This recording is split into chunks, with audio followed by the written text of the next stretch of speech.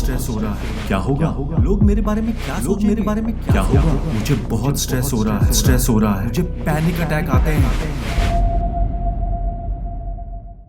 दोस्तों, अगर यह सब लक्षण आप भी फेस कर रहे हैं तो आप भी एंजाइटी के शिकार हैं। एंजाइटी से भागना उसका समाधान नहीं है, ना ही ऐसी स्थितियों को अवॉइड करके जिनसे आपको एंजाइटी हो।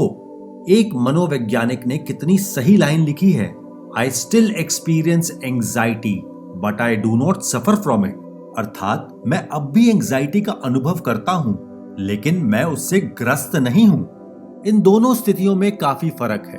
एंजाइटी हर इंसान को होती है, पर कुछ लोग उसके दबाव में आकर उससे प्रभावित हो जाते हैं। वहीं बाकी लोग उस स्थिति में अपने दृष्टिकोण को पॉजिटिव रख के आगे बढ़ते चलते हैं। ज्यादातर लोग स्थिति को टालते हैं ताकि उन्हें एंजाइटी का सामना ही ना करना पड़े। पर दोस्तों, लगता नहीं कि ये एकमात्र टेम्परेरी समाधान है, ना कि परमानेंट। हम लोग क्या नहीं करते हैं एंजाइटी को भगाने के लिए।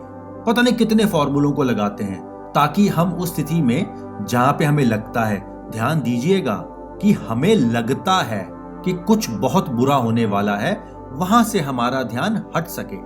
दोस्तों, आज आपको मिलवाते हैं रामकृष्ण से।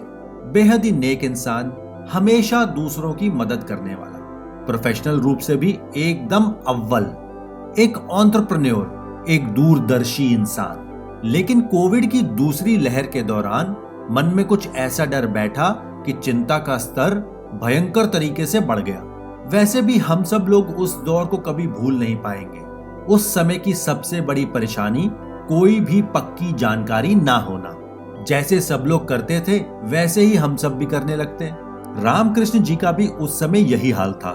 जो भी सामान बाहर से आता, रामकृष्ण जी का दिन उसको साफ करने में ही निकल जाता, और जब शाम को टीवी चलाते तो उस पर खबरें देखकर रातों की नींद उड़ जाती।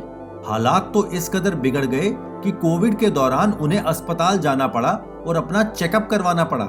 बताइए, इंसान घर से बाहर निकलने से बचता रहा और यहाँ रामकृष्ण जी हॉस्पिटल का चक्कर लगाए। उन्हें बार बार पैनिक अटैक आने लगे, मन बहुत घबराने लगा। बार बार बस यही सोचते कि अगर कोविड हो गया तो फिर क्या होगा, मेरे परिवार का क्या होगा।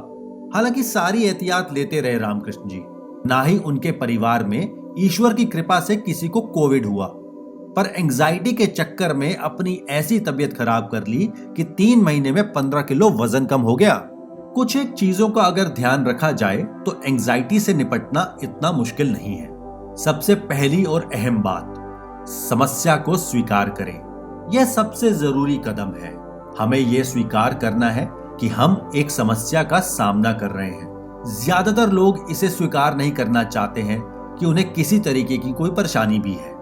अपने परिवार से बात करें और सहायता मांगें। कितना ही सरल सा सुझाव है, परंतु अपने अंदर क्या चल रहा है अक्सर इंसान उसे बाहर नहीं आने देना चाहता, यानी किसी के साथ साझा नहीं करना चाहता, क्योंकि उसे लगता है कि सामने वाला व्यक्ति मेरे बारे में क्या सोचेगा। जबकि जितनी जल्दी आप स्थिति को शेयर करेंगे उतना ही आपके लिए बेहतर रहेगा। सही जीवन शैली का चयन करें। दोस्तों, सही जीवन शैली का चयन ना ही हमारे शारीरिक रखरखाव में सहायक होता है, बल्कि ये हमारी सोच, हमारी मानसिक स्थिति को भी मजबूत रखने में बहुत मदद करता है। स्वस्थ आहार से शरीर और मस्तिष्क दोनों को लाभ होता है, जिससे एंजाइटी कम होती है। जैसा अन्न वैसा मन, कितनी सटीक बैठती है यहाँ पे। अपने आप को शारीरिक तौर पर फिट रखें, रोज व्यायाम करें, बाहर गार्डन में जाकर कुछ देर टहलें, जिससे आप ताजी हवा ले सकें और आपका मन प्रसन्न महसूस करे। योग और ध्यान को अपनी जिंदगी का एक सबसे जरूरी हिस्सा बनाना चाहिए। मन की एकाग्रता हमें अपने विचारों को भटकने से रोकती है और हम अपने विचारों को नियंत्रित करने में सक्षम हो सकते हैं।